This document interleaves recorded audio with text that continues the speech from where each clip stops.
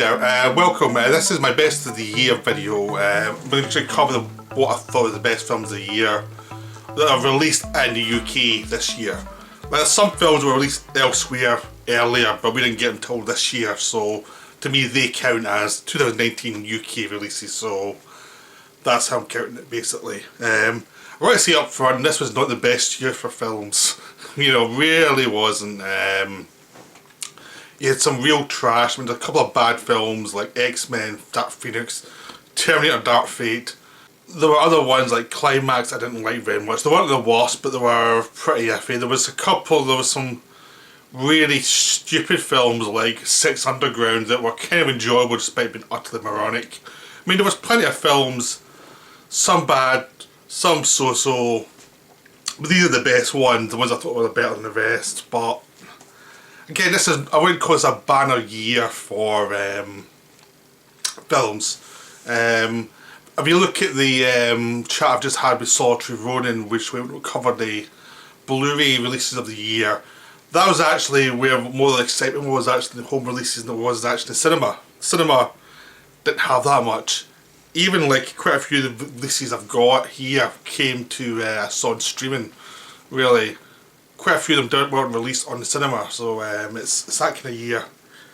I'll start with the honourable mentions. Basically, you've got Doctor Sleep, which I did a video on, which is the Shining sequel. Thought it was very good. Bit overlong, but very good. I thought it was really worth seeing. So it's an honourable mention. There's Godzilla King of the Monsters, which was a big silly monster movie. That's all it was. Very flawed, but I really enjoyed it.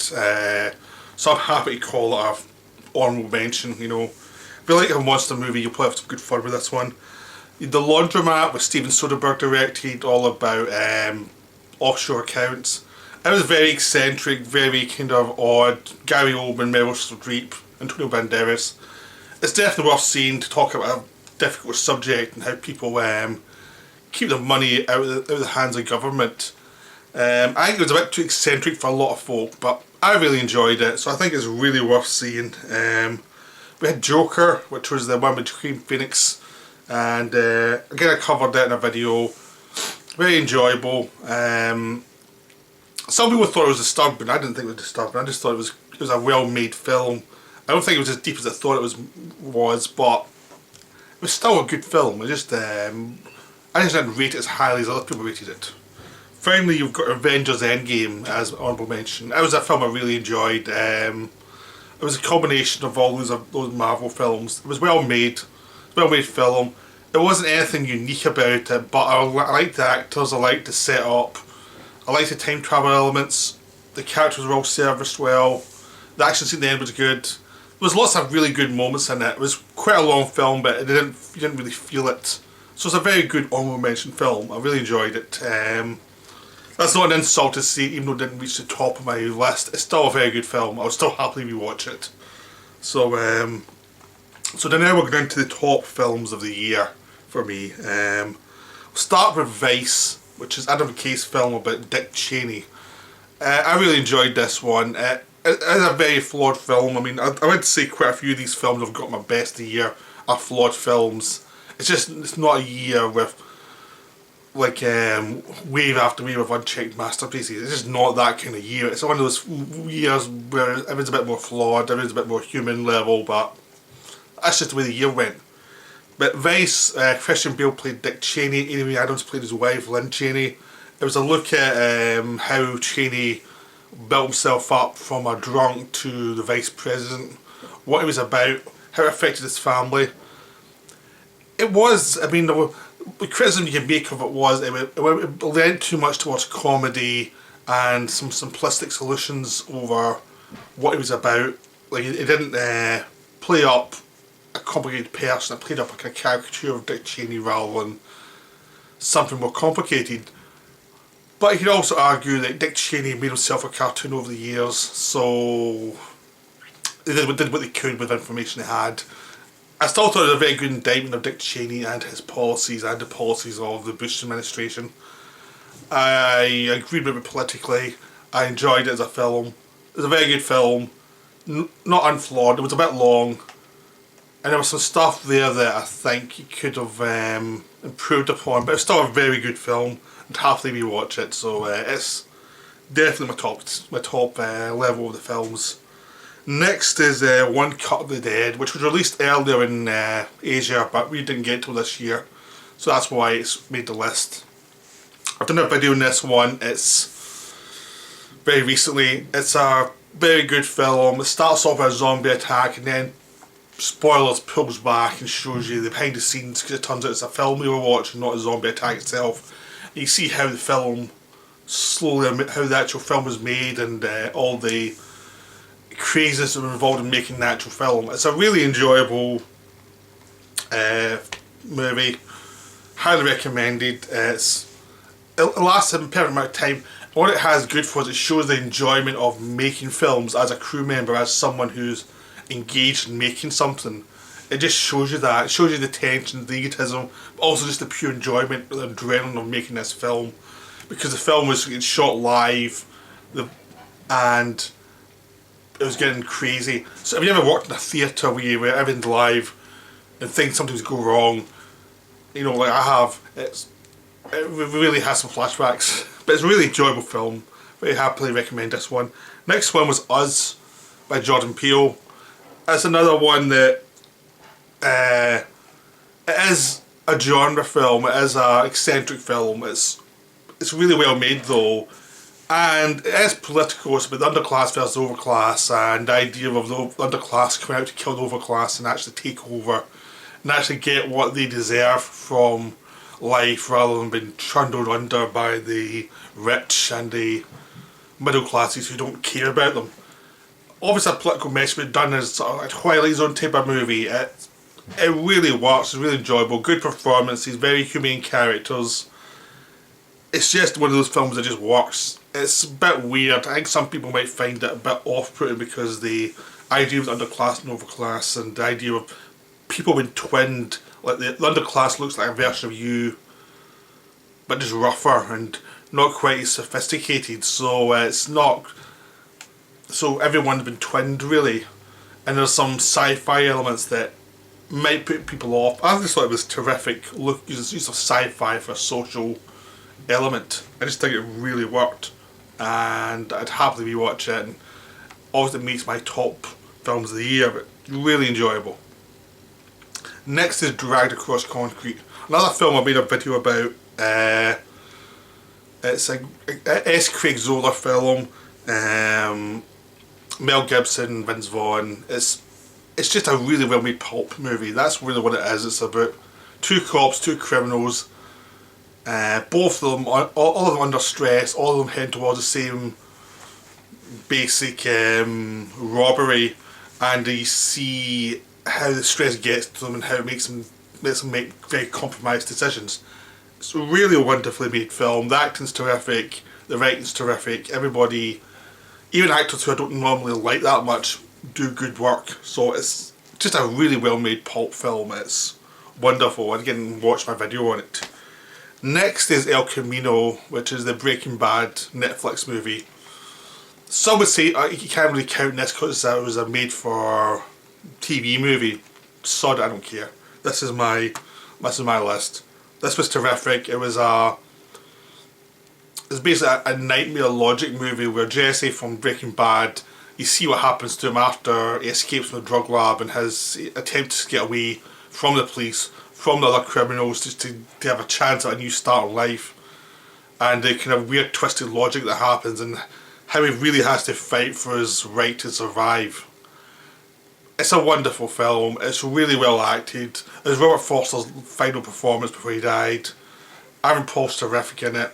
Again, go watch my video with Breaking Bad. It's got stuff in El Camino. It's just really well done, and it's probably the thrill of the year. Really, I mean, it's probably the tensest film I've seen all year. El Camino. Right, next is another Netflix. There's quite a few Netflix ones here. Is Dolomite Is My Name, Eddie Murphy's return after not making films for a few years, where he plays Rudy Ray Moore, who made Dolomite and made some like blaxploitation films. This was written by the guys who did Deadwood, and it was directed by Craig Brewer, and it's just a really well made film about a bunch of losers who get together to make these basic exploitation movies because they want to. Rudy Ray Moore is this guy who was a failing comedian, failing singer who started to do weird riffs on stuff he heard from the homeless people and created this character Dolomite, which he took from place to place and started making these comedy records. At some point he realised maybe he should start making a film, and it's all about his the struggles he had to make the film, the risks he took. It's just a terrific look at making a film that, even though the film itself may not be a masterpiece, the actual film Dolomite is an exploitation movie. It's the passion they put into the movie to make it work, and what they wanted out of the film was just to make a film that people liked, that their own audience, their own people in their own community would like, rather than caring too much about the overall world. Just like, my friends will like this movie, let's make this movie. Which is a wonderful idea, and it just really works. There's lots of really good characters. Wesley Snipes is hilarious as the director, who's very pretentious. He's very one-note, but the joke's so funny and Snipes plays him so well that it doesn't matter. Eddie Murphy's terrific as Rudy Ray Moore. All the supporting cast is terrific. It's just one of those films that just works. It just works so well. Next is Once Upon a Time in Hollywood. I really enjoyed this film. Some people think it's a bit overlong. I don't. I really enjoyed the pacing of it. The fact that it took his time. You follow these characters around. Just the pace I really enjoyed, and the atmosphere of it. The story itself is a shaggy dog story for these people as they go towards basically the Manson murders and what happened there. And so you see it from Sharon Tate's point of view. You're seeing it from this washed up actor called Rick Dalton. You see it from his stuntman played by Brad Pitt, and you follow them all as they go towards this final moment. Brad Pitt pretty much steals the movie. He's doing a kind of old-fashioned guy who doesn't say much but can be really violent. DiCaprio was a lot of fun as well as the spoiled brat movie star who's on a downturn. Margot Robbie as Sharon Tate works really well, but she doesn't have much dialogue, but it works. The whole movie's just very enjoyable. It's one of Tarantino's better films of recent years, and Hateful Eight with nice comebacks after a kind of, for me, a kind of self-indulgent period. It's really well made. I would really highly recommend it. Next is Apollo 11, which is a documentary about the Apollo 11 moon landing. I did a video on this one. Again, I've done a video for quite a lot of these. It's really well made. It just looks at the landing from the point of view of the people watching and then being inside the capsule as they go to the moon and then come back. It's a very simple idea. No real voiceover, it's just the experience of it and the experience of the people working in the NASA and the actual experience of people, the astronauts. It's just about the experience rather than having an overall historical perspective. It's just about what happened in those few days as they left off, went to the moon, then came back and then went through decompression. Not decompression, I was just checking they didn't bring anything back with them from space. I don't know why I said decompression, but I'm keeping it in because it makes me look stupid. Okay, next is Deadwood the movie. This was the conclusion to Deadwood. Deadwood is one of my favourite TV shows. It was a wonderful show, and it ended end of season 3 with lots of loose threads. It was meant for season 4 and it got cancelled, and it was a real shame because everyone's building. So years later, David Milch comes back and actually writes a finale for Deadwood, and it takes place over a few days in Deadwood, like 10 years later, as you see all these people who have grown old over time, and basically what happens to them all when Hearst comes back. Hearst was a villain of Deadwood, and he left Deadwood at the end of season 3, and he hasn't been back for years, and he comes back and he's causing trouble again, and he unites them all against him. And it's a wonderful film. So lots of great character work. Timothy Olyphant's terrific. Ian McShane's terrific. Everyone knows their part. There's lots of supporting actors who come in and do their part really well. It's just wonderful. They've a terrific villain. They've a terrific protagonist. The wonderful small parts, people like Brad Dourif and things, just coming in and doing the thing. it's just a really well made conclusion, and it's satisfying. It satisfies you, a fan of Deadwood. We've got an ending, you know. You've got something. You can put a thing on the end of Deadwood. Say it's complete now. We've seen the ending. That's all you needed. So Deadwood is now complete. I'm very happy with this, and it's nice to see it go out on such a high note. Now we have John Wick 3, or Chapter 3 Parabellum. This was my favourite big entertainment movie of the year by a mile. You know, I know Avengers got all the money, but this one was just so good. This was just like a wonderful pulp movie that built from the first two movies and pretty much just kept going. All the action was varied, so you never got a sense of it. You can see the same thing again and again. The second movie had a bit of that where you felt you were seeing too many of the same beats again. This one varied them all the time. You had wonderful chases and horses, as he's in a horse getting chased by people on bikes. You have bike chases, you have martial arts sequences. The last third is just one long action scene that keeps on changing everything up, and it does what a good action movie does. It makes it really hard for your protagonist to get through it all, and he really gets beaten up through this movie. It's amazing how he starts off the movie being injured, and as it goes along, he gets a few breathers here or there, but really ends up looking like utter hell. It's an amazing film. It's just exactly what we want for an action movie. This is a pure action movie that you put up with something like Fury Road as a perfect example of an action movie. Okay, next is the favourite Yothamas film. I'm not even trying to pronounce his name because I'm going to get it wrong. Rachel Weisz is in it. Emma Stone. I've done a video on it. It's wonderful. It's all about these. It's by Queen Anne, played by Olivia Colman, who's is ill. She's got a best friend played by Rachel Weisz, who's a favourite who can influence a lot of the politics. And then a new favourite emerges is Emma Stone, and it's all the politics between these three women as they try and, as power rises and power falls, and what does it all mean. It's a wonderful film, really funny, some great characters. Even though there's politics involved, it's always focused on the characters, and those characters influence the politics, so you're always engaged by both the characters and what's going on around them, rather than making it political and then fit the characters in around that. They make the characters the most important thing. It's a wonderful film, really well done, very well paced. You're always moving forward. There's no slow spots, but there's always no way to take its time to deliver the emotion when it's needed. Just terrifically done. Highly recommended. My favourite film of the year is Of Fathers and Sons. This is a documentary released elsewhere before this, but just we got it this year. I had to see it on Amazon streaming to see it. It takes place in Syria. It's looking at how the war affects families. We see a father who's fighting with one of the Muslim ISIS groups, and you see his life with his children, his life, what he does in the war, what happens when he gets injured, what's happened to his sons, how are they affected by the war, because one ends up going to join ISIS and one doesn't, and it becomes a story about a family and how war affects a family and how war affects all these culture around about it, and how the Islamic extremism affects a community, you know, and the social mores that come with the extremism, and how lives are affected, how lives are ruined, and how lives are made difficult, and how Syria becomes this utter hellhole. It's an amazingly moving film. It's very...